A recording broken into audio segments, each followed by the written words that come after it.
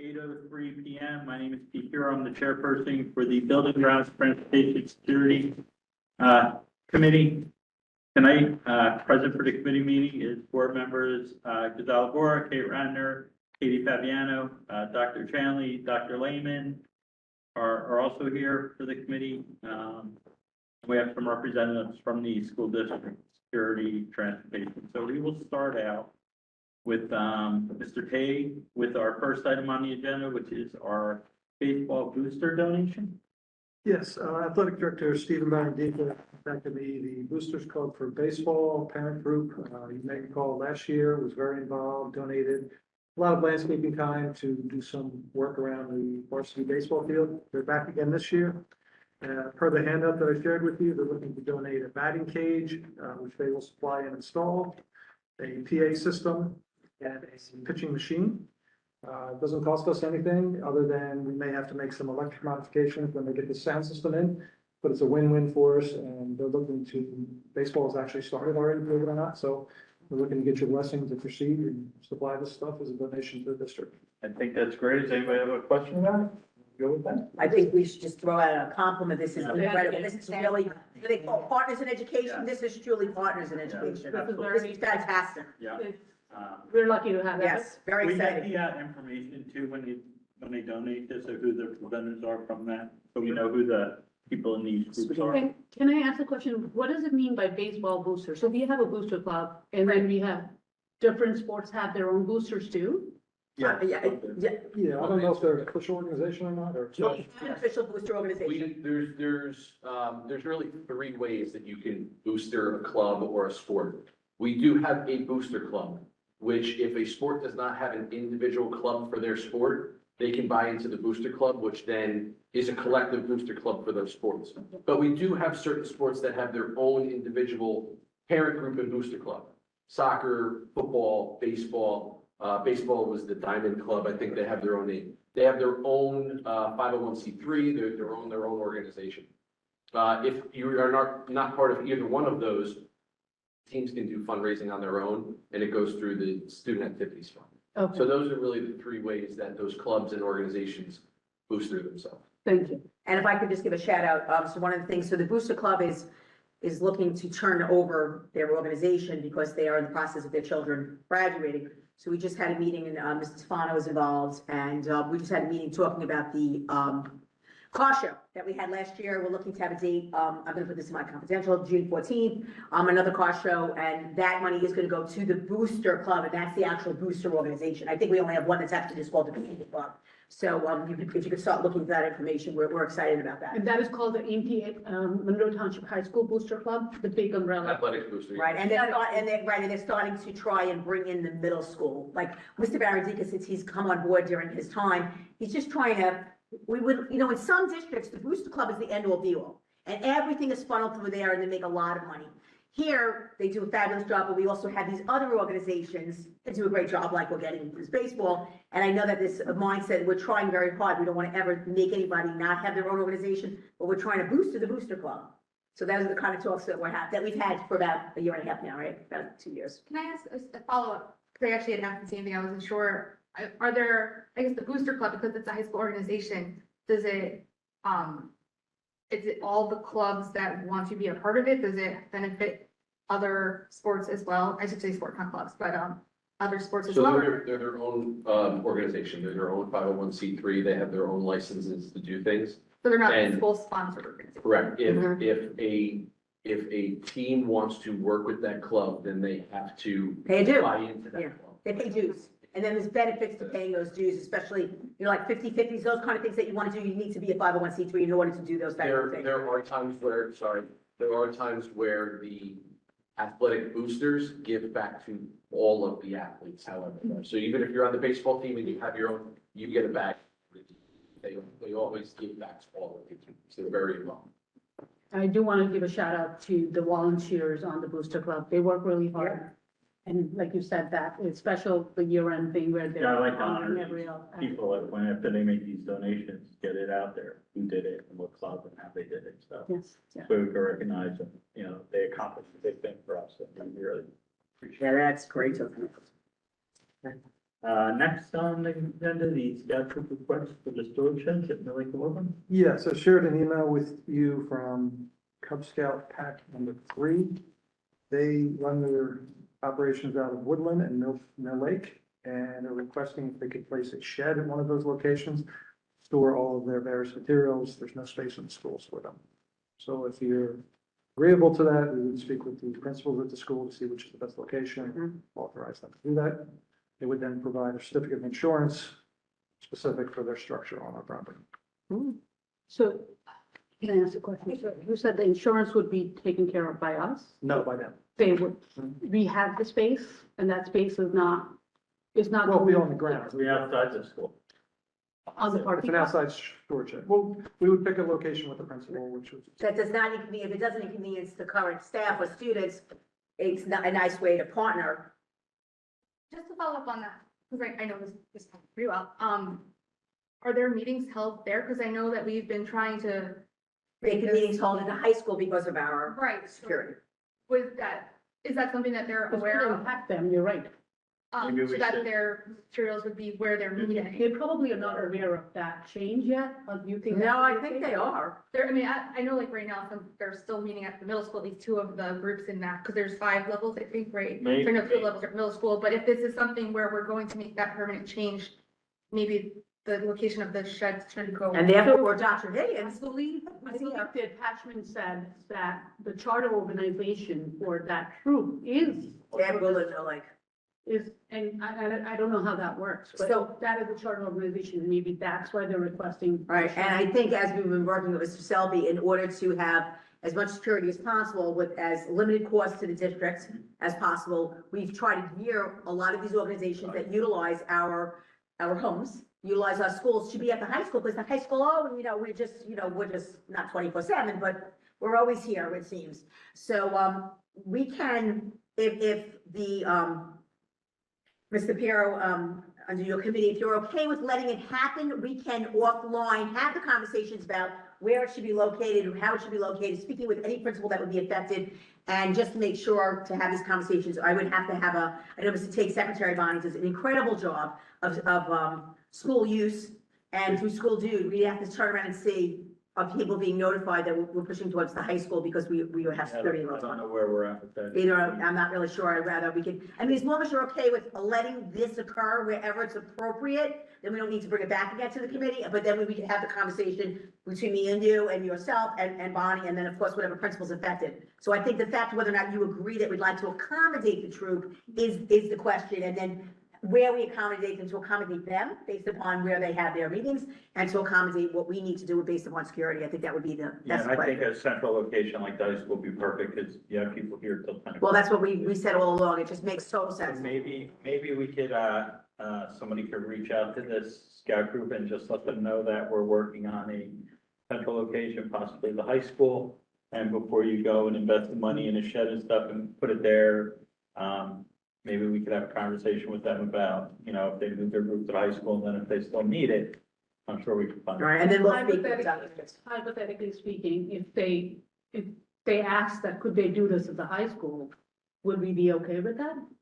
Do we have a space? Do we have We space? would need to know what their needs are, but I don't think it should. I mean, the shed, I'm sure that's what meant, anything monstrous. I'm sure that's talking about. So they're just looking for storage or looking for? You can't do it bigger than 10 by 10 shed. I was gonna say that.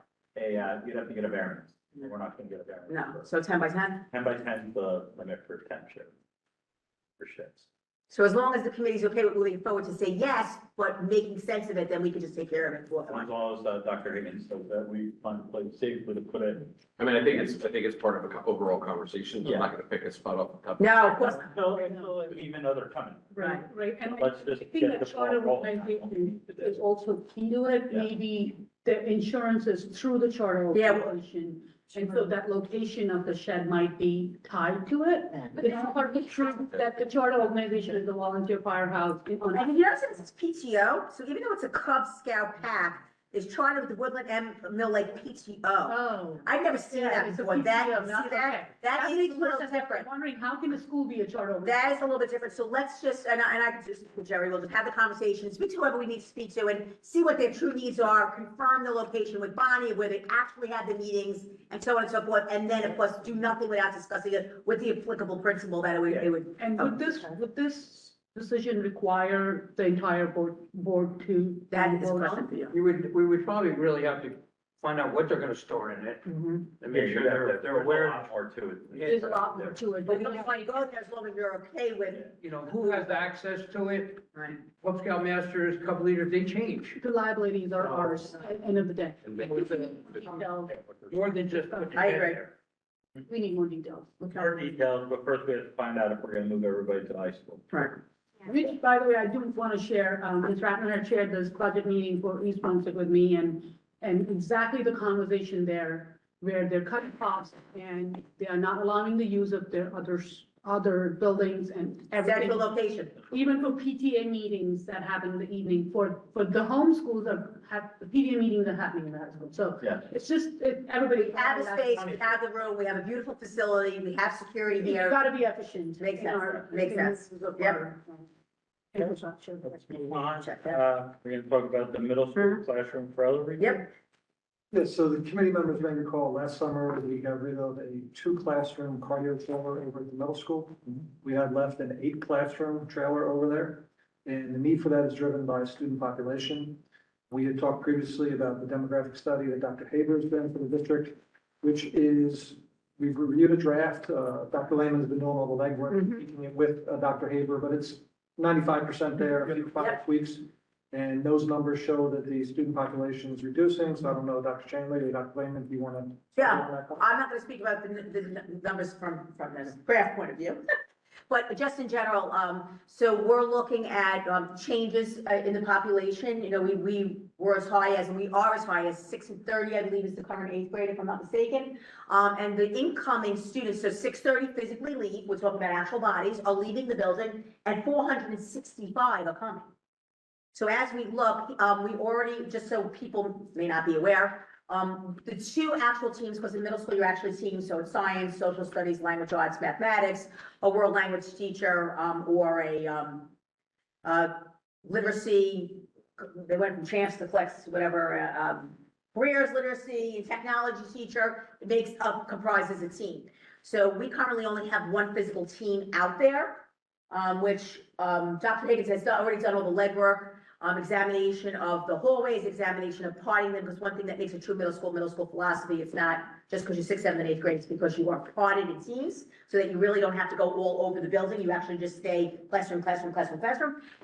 It's without any question or any concern based on the new demographic study, we will be able to move the remaining team inside the building and then reconfigure teams. We may be going down teams as well, because as we always say, enrollment drives staffing. And we will still have less children in the building next year than we do this year. So what does that mean? We do not need the trailer. So one of the things is, it's my recommendation, I believe Mr. Tague agrees, it's our recommendation to build building grounds and transportation, and then of course, to the whole board, the board approval to remove the trailer. The demographic study shows us that we would not be in need of that trailer. One of the things that I like to say, because I always like to be preemptive in what people may be thinking. When we talk about unhoused students, because this is always the conversation. According to the state, unhoused is square foot based upon bodies.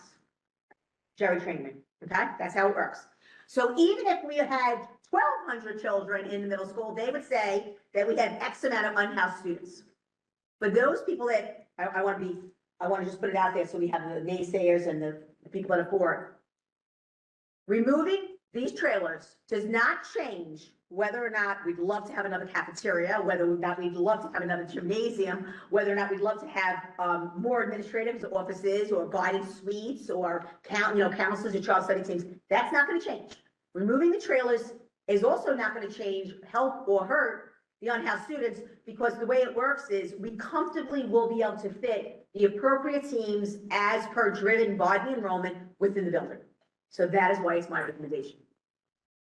I have Questions? Sure. Yeah, So, Dr. Shannon, you used the number 400 and how many? 63, I think was the exact number. So that's our current fifth grade population. That's correct. What is our current fourth and third grade Less. population? Less. Ryan, that's Around all. 60. Well, people We say are 20 or looking 30 at couple students. years ahead. Oh, we definitely looking a couple years ahead, because we never want to throw bad, good money after bad. Yes. And the other thing is, I want to make this statement, because a lot of people say, well, you know, if you wanted to do kindergarten, which is another conversation, all these different conversations, you can't move trailers. We can't just say, oh, we're so excited we have these trailers. And the other thing is, aesthetically and safety-wise, the trailers are perfect. There are no issues. Children are in there. They're everything that we want them to be. But every year that goes by is wear and tear. There's a reason why we call them TCU, temporary classroom units. We put them in because we felt that we were going for a referendum, which did not pass. They are not the end all. They are not the end of the answer. So removing these is not, well, what do you need to do in 10 years or 7 years? Well, in 7 years, these TCUs would not be the ones we want right now. Let's just put it to you that way. As Jerry is shaking, for those people that may not be able to see, Jerry is shaking, he said yes, because it's true. So we are looking 3, 4, 5, as we should. Everything is a 3 to 5 year window when you look at even testing scores. Down the road, and 3 to 5 years, the numbers will continue to decrease. And that's a saving on the operating budget. Then the first year, the cost to remove them Will be. will be a wash, Yes. correct? But then the following year, because it is in your operating budget, that amount of money that we do spend every month will not be there. But I have one more follow-up question. Is there any impact at all to the current class sizes? When we release these trailers? No. So I know are we going to be bumping a few kids here and there, or is? So the way- gonna stay the Okay, same? so the way it works is, and this is just in layman terms, 600 and change in a class, 6 teams. 500 and change in a class, 5 teams. 400 and change in a class, 4 teams. That's something that we've been doing for many, and I can speak on this, because I've been doing it. When I came here, I was 2 teams, in Appleblock, 7th and 8th grade. So we've always done that, because what happens is you take the amount, you divide it by how many teams you have, then you divide it by 4. So someone says, oh my God, that's 32. No, because you have your outliers. Some classrooms have 2 teachers. Some classrooms, because we accommodate our resource population as well as accommodating our accelerated classes. So when you take those children out, that is why you can never have someone says, well, why can't it be even? Why can't every single class be 25? Because certain classes will sit at 2021. Certain classes will be 20 and 21, which they are now. Why? Because it's driven by the needs of the children. And that's why middle school is a little bit different than when you schedule high school, because high school is by sections and how many sections you offer for that particular course. In middle school, it goes by teams. So if you have 400 and change, 463, it could be 470 by then, it could be 445 by then, people move, people decide to go to private school, you divide that by 4, you divide it by 4 again, and I know the number, let's say it's 32, but it's not, because then you have a child in accelerated math, not in that class, you have a child who goes to a resource room, not in that class. Then if you have 2 teachers in a classroom and you have 27, 28 students, that's our number, it's always been like that. Thank you. You're welcome. So, and this will also be a savings, I'd imagine, to the district? Year after next. Yes, so the monthly lease you would not be paying, the utility charge, that has a separate utility account out there, would be substantially reduced, and then there'd be a labor savings because we'd be eliminating custodial position and then, I guess, reappropriating security position. Yeah, so we're very excited because we had a conversation, Mr. Felby and I. So one of the things is we'll be moving around or eliminating whatever Mr. Tague is going to do with custodians. The way the security will work, one of the things that we've been very passionate about is making sure, just like in our aftercare, our before and aftercare, there is always security. So what we talked about is looking to have that position rather than eliminating, because the children are still with us, they're just going in the building. To do like maybe a 10 to 6 model. What does that mean? They're there for the lunches, they're there for hallways, and then after school, we send them, I'm just gonna say, over to Applebuff. So, we send them over to Applebuff, so right now, we make sure everybody is appropriately fitted for after school, but the way it's been working, we've been doing overtime, we're doing a substitute security guard. That would eliminate a cost. And what, does that cost us more money? No, we're already paying for the security guard. So it eliminates one cost, maintaining the other cost. So once again, we're always trying to think out of the box to look at ways to be able to save money, never at the cost of safety and security for the children. And no programs are being affected at all. Excellent. Anybody else have a question? Good.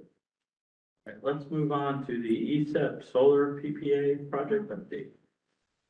Okay, committee members were given 2 documents. One is a resolution that was presented at the upcoming board meeting, as well as the evaluation of the bids that we received for the power purchase agreement. At the last committee meeting, I provided you a copy of the resolution in draft format, and I cautioned per Bush law that it was draft only. There were edits ongoing, which have before you is the final. Oh, we got it back? Substantive change, but this is the final. The recommendation stands as is. The bid evaluation and analysis is posted to the district website as required per the ESA program. Here 48 hours in advance, it is now up there for everyone to see. Clearly, the recommendation is to the, in this case, the highest bid, who will award the most funds, which is Hesper Solar, who will save us in excess of $6 million over the life of the ESA. So you will have this agenda, I'm sorry, this resolution to act on at Monday's meeting. In addition to that, we have the contract that we're finalizing with Honeywell, and Hope Blackburn, a partner with law, has been actively engaged with Honeywell quite a bit. About 10 or 7 before I came here this evening was a final kind of version between her and Honeywell. So we should have that wrapped up tomorrow, and the board will have that prior to the meeting, so we can take that contract and be able to run it as of next week. Anybody have questions? Just one thing about this, I know that when we had this, they mentioned that they had done the study to see if the lease purchase was better than a solar like purchase where we own them. But this was done, I guess initially like several months ago, when we had the meeting last month, the gentleman had mentioned that there was a change in the grants that were being offered from the government where certain things weren't being allowed that were now allowed. I guess, was this proposal, like, is this a recent proposal or is this still sort of what we had looked at? I guess when we sort of did that overall study, if that makes sense. So what you have before you is a resolution to award based on the bid that was put out.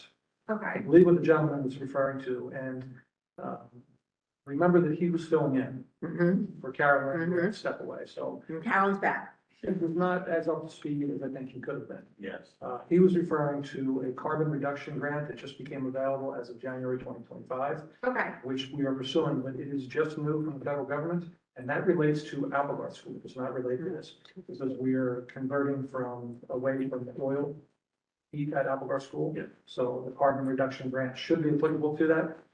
It is not factored into any of No, it was the Applegarth. here or the other use of savings. So if that grant program stays alive, we have a possibility of. That's fantastic. So then moving forward with this and getting that would be incredible. And like how we said that it stays alive. Well, you don't know. The change is a change. So it is a federal grant, and as we all know, it goes on federally. So. Okay. No, this is great news. They were very excited. Thank you. It's a long, like. Okay, So this would be prepared for. March 17th, let's, the job will be done. do the bus app. Yes. Yes, so I'm gonna start out, and then I'll turn it over to Zach, and we do have, I apologize, because I'm gonna call you Raj, because I know you by your first name. So, one of the comments that we made, and I wanna say this is years now, this is not last year, this is like years, about the bus app, there was, at the time, the transportation director, for no reason, wasn't on board, didn't think it was something that, would be, something that was necessary, let me put it that way, something that was necessary, and then we had concerns with cost. And last year, as we all know, and we're very fortunate that we did go out for a question, and we want to always thank the community that supported us. So we were trying to be extremely fiscally responsible. That all being said, I had an opportunity at least 3, 4, 5 times now to meet Raj. And what's your last name, sir? Judaconda, and he's from Right Spot. And bumped into him in a couple of different shows we saw each other at. And we were very fortunate that Ms. Garcia, who's the principal of Mill Lake, was willing, and she volunteered to have her school be a pilot. So we got very excited, and then got very busy, and then I looked at Ms. Morales, special projects, right? Director of Special Projects. So here's a special project. So you can take it from here first. Just for purposes of clarity, this was in response to We had, when I hear, and we were thinking, we were. several. We all pause for a second. This was in response to some inquiries from the community that they wanted some, just some more ability to kind of see the comings and goings of students, particularly as they traverse our large municipality. And we were connected at the right spot, really based on proximity. Yep. Local. Yep, local, he's one of us. Yeah. But also, through our other evaluations, we did look at other companies, several of which, that are engaged in this type of service in large municipalities, larger school districts, Hunter or Howell. Yes, we did our due diligence. Even in, some cities in New York. And obviously the major inhibitors to progress, one, obviously, would be opportunity and timing. There's never a good time to do this, right, in the middle of school year. And then, in the summertime, if you can install it, you really can't evaluate it. So basically what we had, thanks to, the discussions with Right Spot and Institute of Conduct, we identified an opportunity at Mill Lake School to pilot this, service.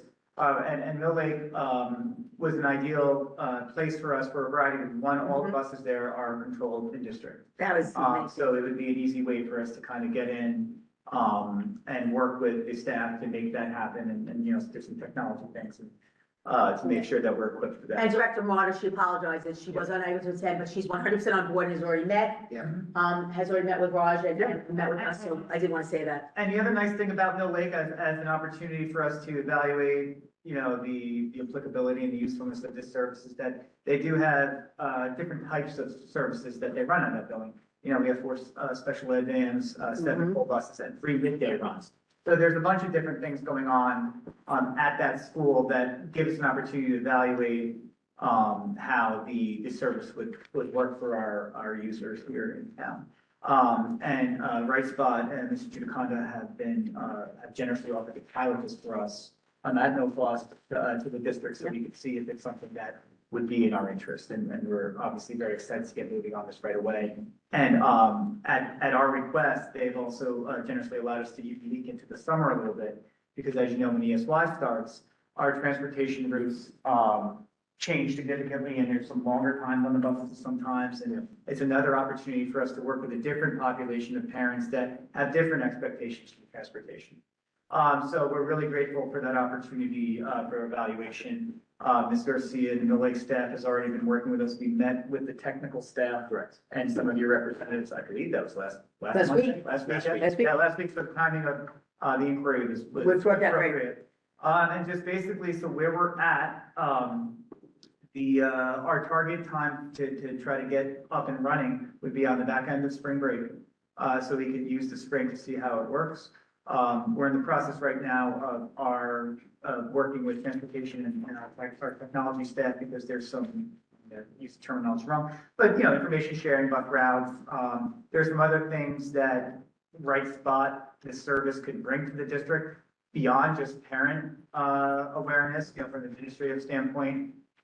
It allows us to track student coming and goings, as far as who's on the bus and when and with whom. When you have things like absences, their information, correct me if I'm wrong, their information updates with our attendance information. So we're aware when students shouldn't be on the bus. And really a lot of the challenges that we get, not necessarily student safety related, but just as far as coming and goings of our children, we believe can be mitigated through this real-time app. And it works as an app. You want maybe, Yes. if you're okay with talk maybe a little bit more. Absolutely. Yeah. Absolutely. The good thing about this application is that it works as an app for the parents, or it works as an app for the driver. It's an application that the school administrators can have insight into exactly where the bus is, how many kids are on the bus, how many kids are getting off the bus. And then the most important thing is it gives the parent the communication that they look for, but it also makes sure that the school understands and knows how the bus is operating, including the fact that, hey, is the bus driver coming in on time? If the kids are going to Monroe 33, are they getting there on time? Or, special events, right? Those are areas and spaces where generally the visibility is low. And then you are always reliant on somebody's, hey, I was there, but nobody was there, or things of that nature. So the whole transparency aspect of this situation is resolved by the app. Could I ask you a question? Yes, absolutely. Could you explain to me, so how this is all gonna work? So the parent downloads the app, I take it on their cell phone? Correct. Could you tell me how that information gets there, where it comes from, who's uploading it? How do they know, like Like, does it go specifically by bus route, every child that's on the bus? Like, could you just explain how that works? Absolutely. The best part of it is the app piggybacks on the student information system, the transportation system, and the GPS system. So there's nothing anybody has to do. It gets that data, and let's say my daughter is in middle school, she's on the bus in the morning, and it knows that, hey, on my app, it says, hey, your bus is gonna be arriving at, your number 33 is arriving at 7:30 or 7:45, and then that information is got from the transportation system.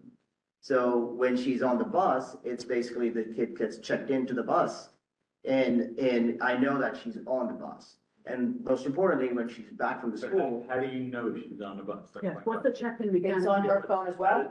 No, it's in the system in the So, bus. so we provide the laptop or the system that they go in to check in. And the check-in can happen multiple ways. It scans the student's ID.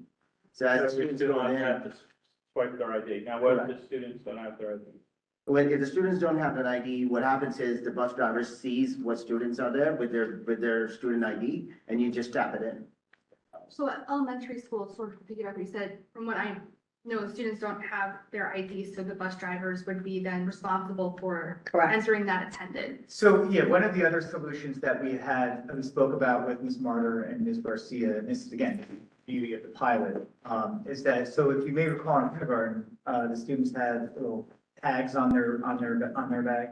You know, the option is, if I understand correctly, the driver would have the opportunity to scan. Yeah. Like we do in bathroom duty. Correct. So every kid, ID would have like a bar tag. So if they Yes. have a school ID, each kid could have a bar tag, and then they could just. Middle school and high school already has it. Yes, but, you know, inevitably, like Mr. Pura said, look at their IDs, there's an opportunity for the driver manually Absolutely. affirm their attendance. And the good thing is the driver doesn't need to search for them. As soon as the bus stop comes, the students who are supposed to be at that bus Come stop, up on the list. it comes up. on That's the list. fabulous. And it's with their pictures. So that application is going to be on that laptop, Correct. running it and.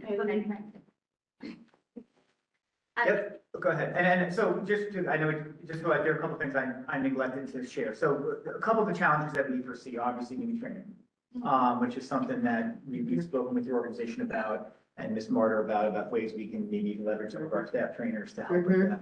And then there's the technology, at which we've already started looking at. So our buses already have GPS on them. So that helps, obviously. And then it's just a matter of making sure our drivers are comfortable with the process.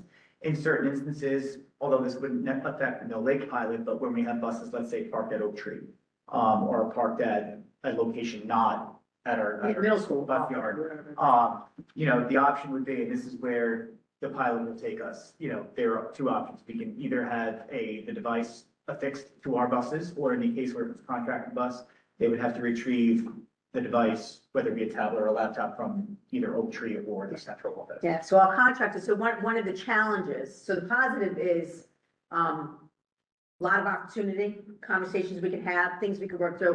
One of the challenges, and the other reason why Mill Lake, and I was glad that she did volunteer, because she was at the conference and volunteered. One of the challenges we have is when we contract out our buses, they're not ours.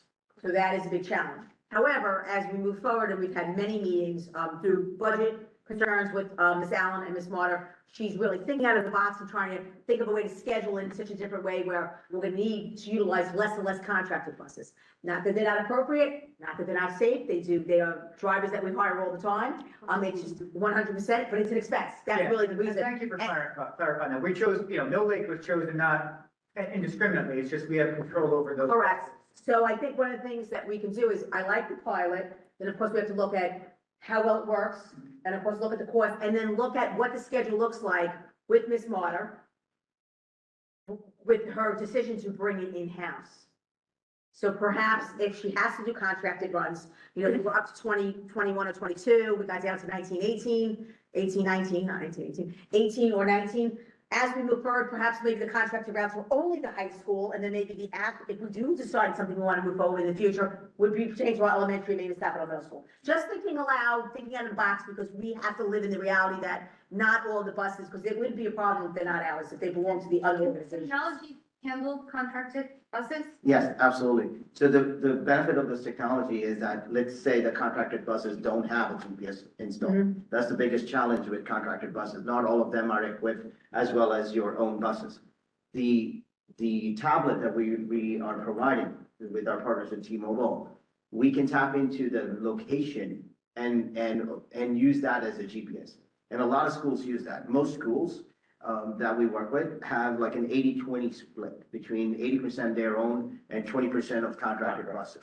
And the best part of it, is that tablet can be removed from the bus. It's not stuck to it. Basically, like, if I'm in a Monroe bus, but for whatever reason it broke down, I gotta get into a contract. Bus, it gives- Yeah, I think our only concern is that when the bus drivers are ours, we have an expectation of training, an expectation of follow through, an expectation of doing A, B, C, D, E, F, G, the way we delineate. Yes. And when these are contracted, that relationship is different. Not to say they're not excellent certified safe drivers, but it's just a totally different world. So thinking at, now that she's manipulating in a positive way and maneuvering to get us less contracted buses, it would be great if she looked at me and said, Sharon, elementary, middle school, we have no contracted buses. That would be a dream.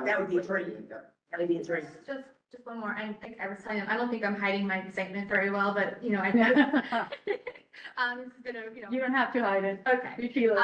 If we were to, knowing that there's also, budgetary concerns as we discussed, does it have to be something where we're looking, if we look after a pilot to go district-wide, or like if we wanted to just look at elementary and middle, is there that option to do that as well? Of course.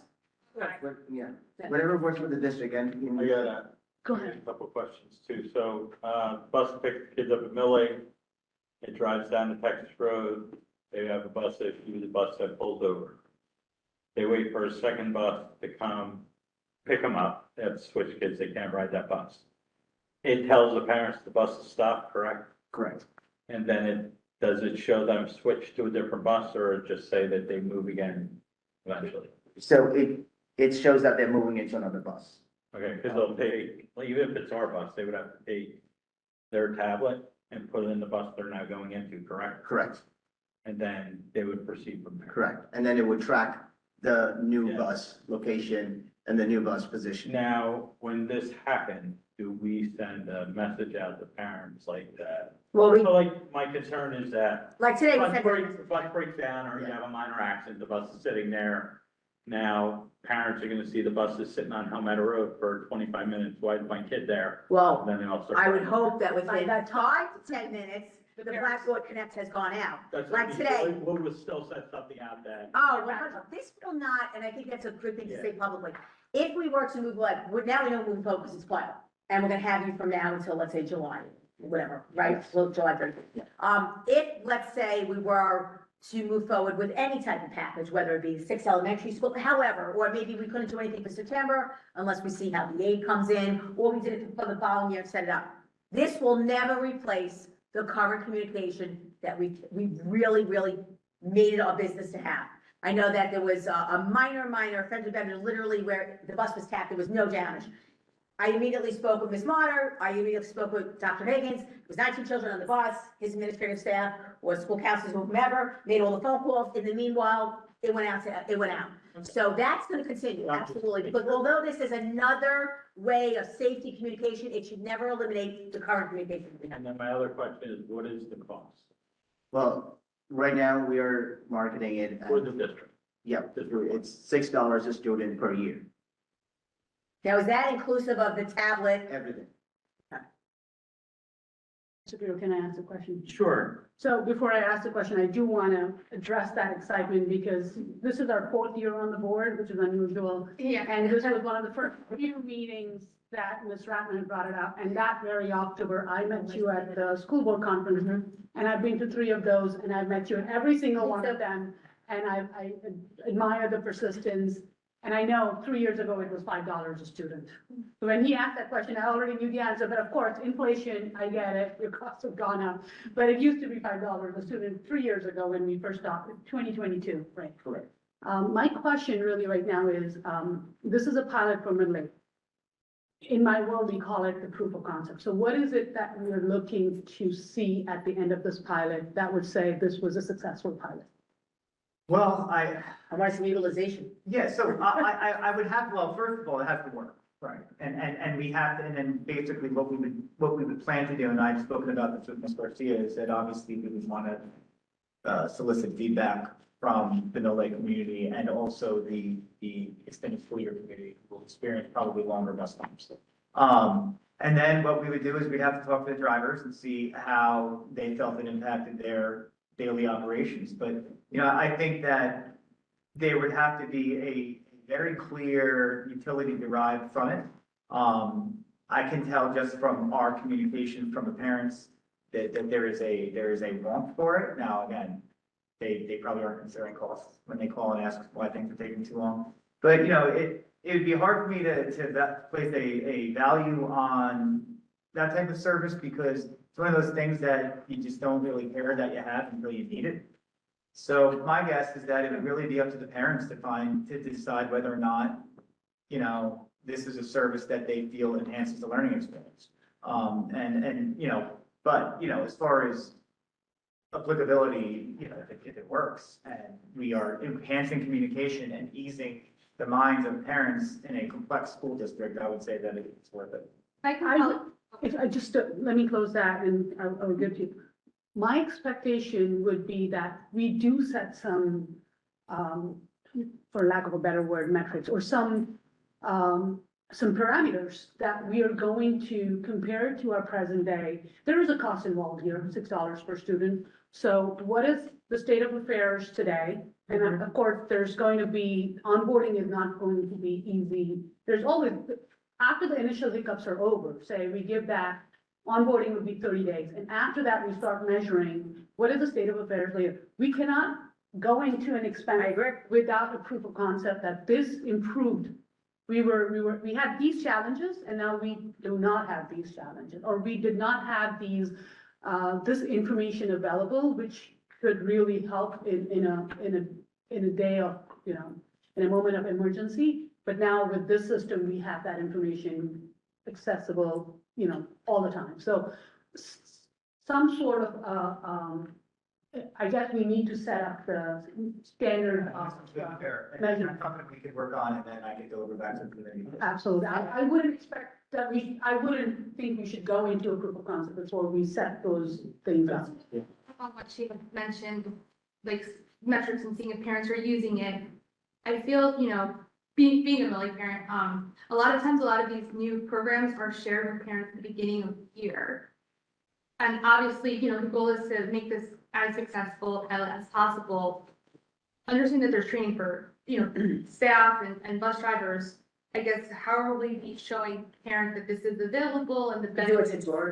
Yeah, so we spoke about that as well. We would, and that's why we kind of liked, if we could pull it off, maybe like a rollout coming up spring break, we would roll it out small, just to the lake parents saying, hey, we're working on this, here's how it works, bear with us, obviously. So. Yeah, I mean, it's just for, for people that use apps, if, cost is always a consideration, but safety and communication is also imperative. But if we look at it, I mean, the older children have cell phones, so Life 360, which is a free app, which is, my children are grown adults. One is married. I still have Life 360 above my children. It's just the way it is. And it's a very, very user-friendly app. But I can see the need. If someone said to me, explain the need, is there a need in middle school and high school? By the time they get to middle school, they have a phone. Life 360 is something that most parents have, and then Find My iPhone, I believe, is the other one. But if you look at elementary, the majority of our children do not have cell phones, so we rely upon, we'll call this a cell phone, right? So that tablet serves as a big cell phone. And it serves as the Life 360 for the children. For those that have like. Well, it's also, they'll say that the cell phone's not there. Right. Or if they lose their bag, or God forbid, in a real emergency, when we're scrambling, and we Right. have to do we have to move kids off site, or, we can, my understanding is that as long as we have control of the student information, Right. we can push out whatever we need to for those buses to make sure that we can account for students. I was just thinking from a cost perspective, if it's something that is not financially feasible during the times we're at, maybe we look at the elementary for the reasons I just said. I do agree with you. Yeah. I mean, I'm not going to disagree. I mean, any type, if we could, This would definitely everything. be. But in elementary, I could see it, especially the lower. I would have just liked to see this done at like, bigger, like either an Apple Grove, Oak Tree, I mean, Mill Lake is. Well, Mill Lake was also selected because it's the first time we're doing it and they have no contracted buses. Small amount. They have no contracted buses. Right now, we're not in a position with the contract companies that we use. We use third-party contracts, so we go through the ESC&J, who then contracts the buses. So the communication is, we call that, even though Yeah. section, third party. Mill Lake, they're all ours. To pilot a program when we have, 8,000, 7,500 kids with 300, how many do we have in the lake? It's the highest, and Oak Tree has 581, but Mill Lake is the second highest. with buses, state I would buses. say that's a decent. Yeah, I that's a understand. decent Yeah. No, but that's a decent, if you think, because our first priority is number one, does it work? No disrespect, Raj, but we want to make sure it works. So whether you put it on 3 buses or 40, doesn't work. And then the usefulness, so we'll see. I mean, I think we're also starting with the babies, the K1, 2, pre-K, actually, 1, 2. When you look at that age group, you would think that parents are at a higher concern level. Yeah, They are really the youngest of the youngest. So, and of course, none of them are contracted, so it's all our own. Yeah, and to be honest with that, and I see your point, because Yes. there's the volume and there's a lot more. A lot more Right. buses. There's a lot Yeah, more, right, it's not a lot of, But it's. and I'll be honest, with you, it's more about the ability to control the I think that the is control. sample size a little bit, Yeah. especially because we knew we'd be up against it at the end of the school year. Yeah. I agree.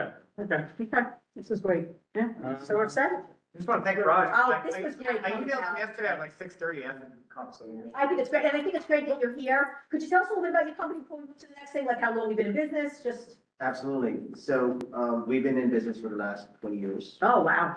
We have had several different products and the school product is one of our flagship products. I'm a Monroe resident and my daughter goes to middle school. First of all, thank you for having me here. It is actually a great honor for me to do business and serve our community, in which I'm very passionate about. And I'm going to do whatever it takes. For Kyle. All right. I was waiting now. Absolutely. That's $5. I walked right into it. $5, that's at $5. Absolutely. I mean, Great, it's a great. I want to make sure it works, and to your Yes. point, we know, we've done several pilots. I want to show you that it works.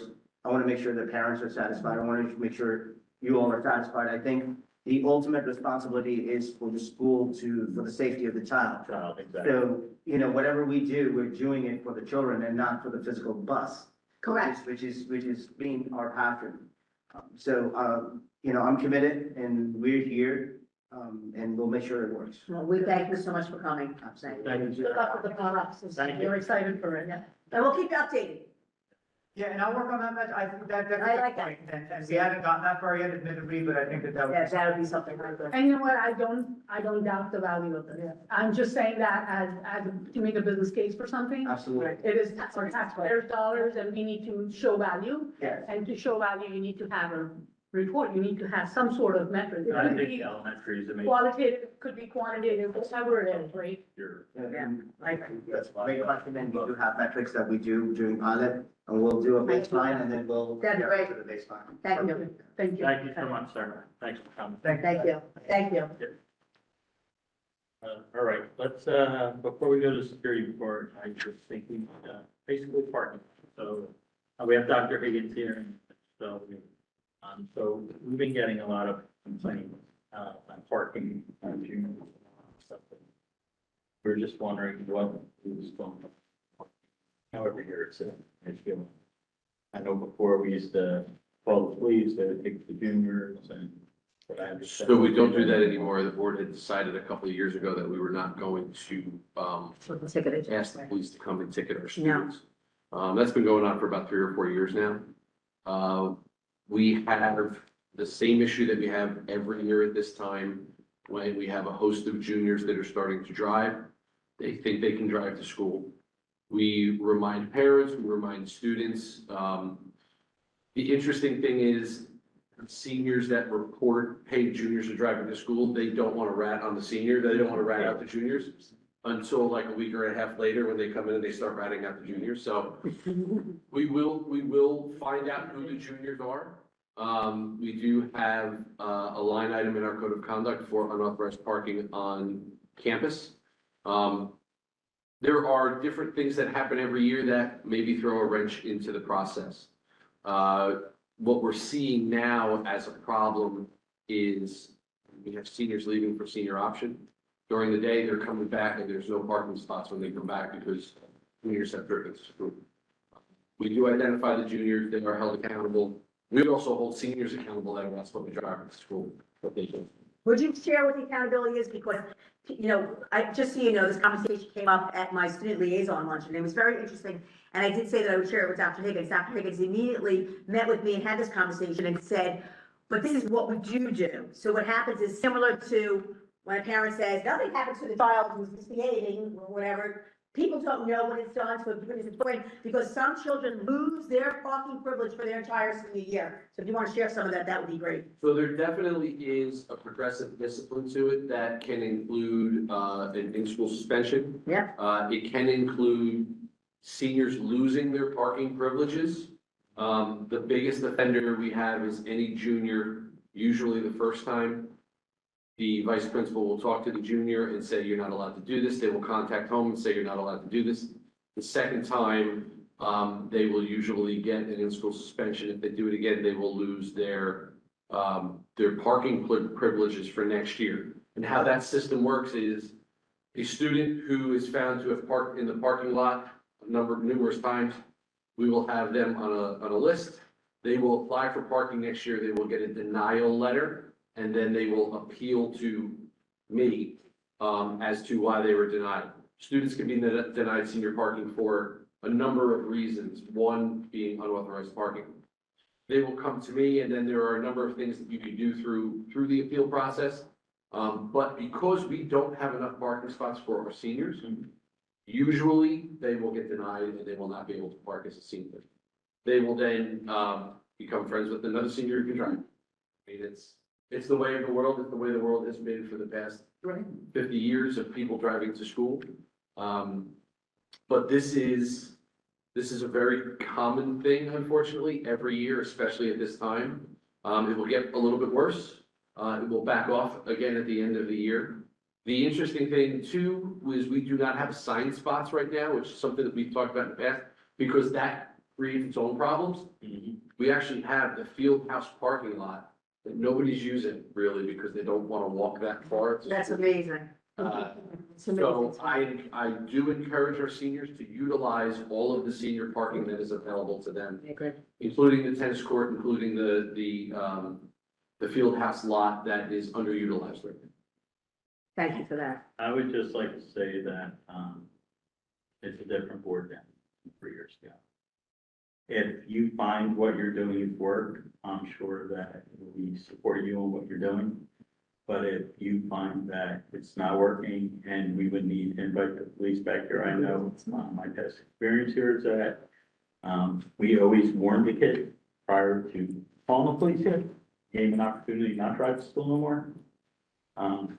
And then they continued, there was some of it, and that pretty much put a kibosh to it. But I mean, if you think that, you know, I'm all for whatever you feel is best for our students, but we received quite a bit of complaint from. But the police cannot come on here selectively enforce. So therefore, wait a minute, your staff also has to be required to have their parking permits. And if the police come on, they must go every parking lot. You can't tell them just a student section. We're separated, student and staff.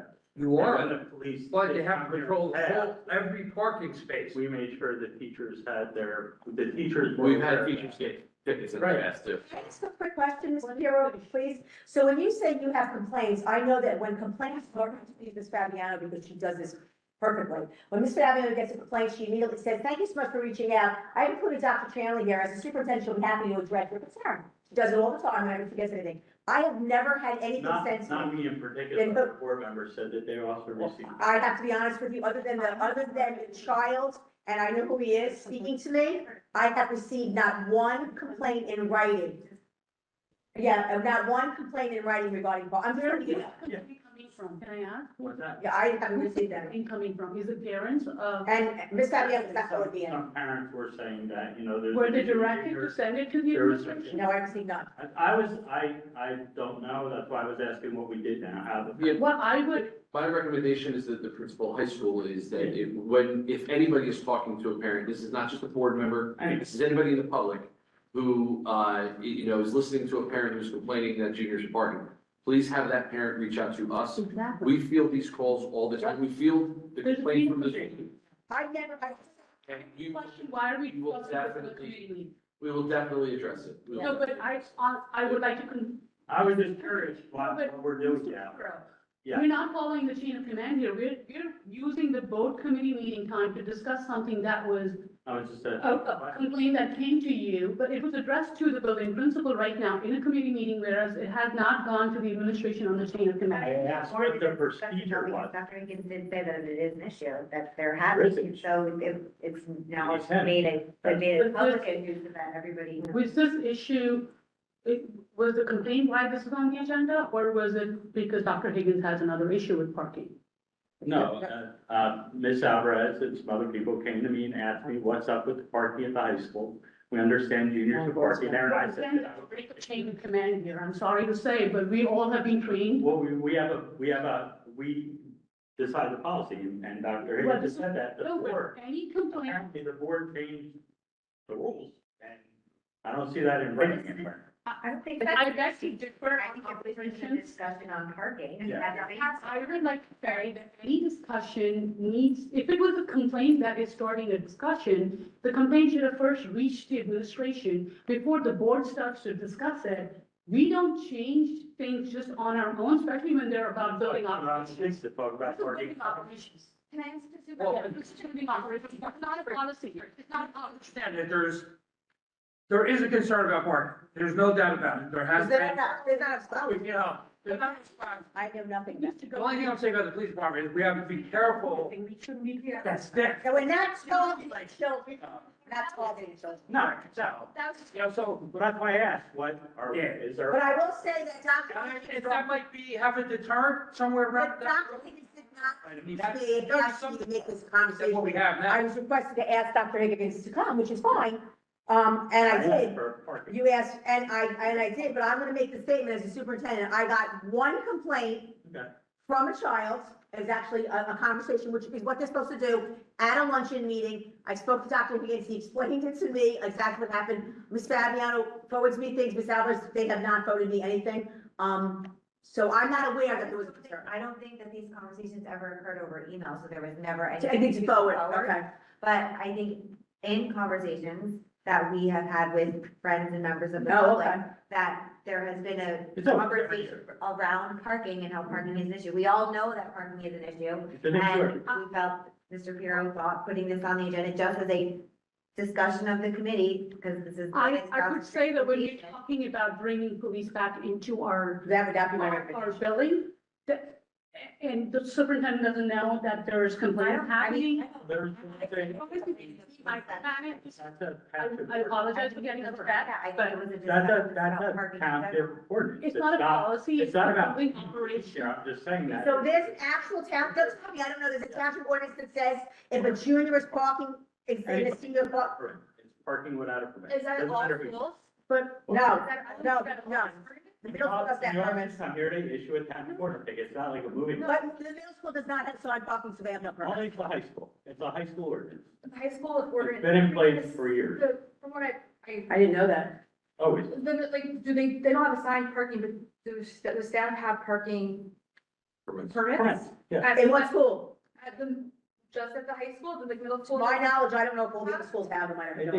It was made years ago because of these schools parking. They- It's always been. This is how I feel at the high school. I think children are supposed to follow rules. I think there should be consequences if children don't follow rules. If you're asking me as a superintendent of schools, would I recommend bringing police back in to police our children? My answer would be absolutely not. However, I do agree that Dr. Higgins does hold people accountable, and I'm glad he said it publicly, because the children have to know that children are being affected, whether they lose their privileges, they can be suspended from school, so we are holding them accountable. But the problem is, I feel that they are still, yes, they are young adults, but I still feel they are high school, they belong to the school districts, and I would not want to, it's not my recommendation to bring the police in. Well, it's not mine either. That's why I asked Dr. Higgins, like, does he have a feel of what they're doing and how to handle? And like I said, whatever he. Dr. Higgins, do you currently feel comfortable in the methodology, what you do to the best of your ability with the limited spots? Yes. Okay. If I can just say one more statement respectfully, we cannot tell any of our administrators besides Dr. Chanley to let us know if there's a problem. They need to let the superintendent know, and the superintendent needs to inform the board. We are crossing you cannot be, you just did that in the meeting with Dr. Higgins, which is what made me I asked her. conscious, like, we didn't even know of a problem, but you asked him if there is ever this, we can, let us know, we can bring the police back. No, I said. That's a if- conversation with the superintendent, sorry. That's fine. That's the law. It's, It's the no, borough, but it's the town orders. as a board member, our conversations have to be through Dr. Chanley to any building principal. It cannot be directly with the building principal. You're right. And I asked Dr. Chanley to invite Dr. Higgins that we were gonna talk about high school parking. And that's why Dr. Higgins is here. Okay. I followed the protocol. Correct. And if Dr. Higgins said, "Oh, thank you, but I don't want to come," he doesn't need to be here. I would speak on his behalf. Yeah. I'm sorry, just to follow up on that, because I know there was the mention of looking at all of the lots, and not, I think it was Mr. Salt who had mentioned, like, you can't really be selective. My reason for asking about whether staff has permits would be if there was going to be something that was more detailed in regarding to looking at, we have a lot of traveling staff. So like, I know that. About the staff- ordinance, is that? Well, I know that staff members that come to the, work at the high school that are not high school No, staff. they do have a parking pass. Okay. The reason why we don't have parking passes necessarily, I'm not saying we don't, because I don't know the answer. If we do or we don't, is because the last time I checked, God will help us, no middle school child drives. No elementary child drives. We're talking about children versus adults. So because they don't have the ability to drive, I don't want to say that one time I did have a middle school child that could drive, because we don't have the ability to drive, therefore, we leave it up to, I do not micromanage, we leave it up to the principal's discretion, whether or not they feel they need to have assigned parking, not assigned parking. At one time, we did have the cute little thing, the cute, the little thing that goes in the visor that said middle school at our Falcon, then we started against it, and then we decided first come, first serve, then we asked people to park in the back, whatever. So, the high school is a very different world because children can drive, young adults can drive, seniors, and staff does. But I do welcome any concerns that you may hear or not, and I do want to compliment many board members, that's why I'm to Ms. Fabiano, she does forward them to me, and Ms. Bratner. If you get a concern in writing, perhaps this wasn't in writing, but if you get it in writing, she says, I have included this superintendent here, and I respond. It doesn't always have to be in writing. If I get a verbal complaint. You do. it comes She does call me, she'll call me. So if you had any concerns, you heard, call me and say, hey, Well, that's why Farrah. I asked. I asked to put this on tonight because I The said, complaint- Dr. Higgins, just so we know if there is one. If there was one, how would we resolve it? And. Well, it's for, I guess it's for us That's to what I know. asked her on how he does it. I was just thanking for everything there. All right, we are gonna go off now for the building and grounds, and we are gonna go in closed session to discuss school security. Just a